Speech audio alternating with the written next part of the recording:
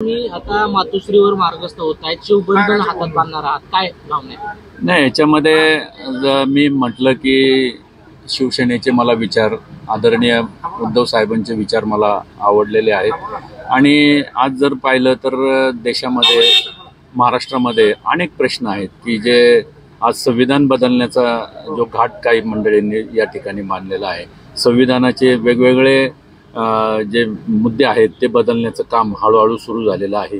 महागाई वाढलेली आहे, बेरोजगारी वाढलेली आहे, महिलांवरचा अत्याचार वाढलेले आहेत. अशा अनेक प्रश्न आहेत की जे प्रश्न कुणीतरी त्याला आवाज दिला पाहिजे, त्याच्यावरती बोललं पाहिजे आणि त्याला प्रखर विरोध केला पाहिजे. तर त्या दृष्टिकोनातून मी शिवसेनेमध्ये चाललो. तर अनेक वर्षापासून तुम्ही राष्ट्रवादीत होतात, अनेक पदं भोगलीत, मात्र त्यात वाईट वाटते?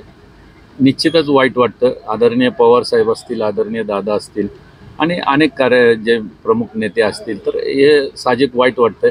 परंतु हा जो विचार आहे कुठंतरी नेण्याच्या दृष्टिकोनातून मी हा निर्णय घेतलेला आहे.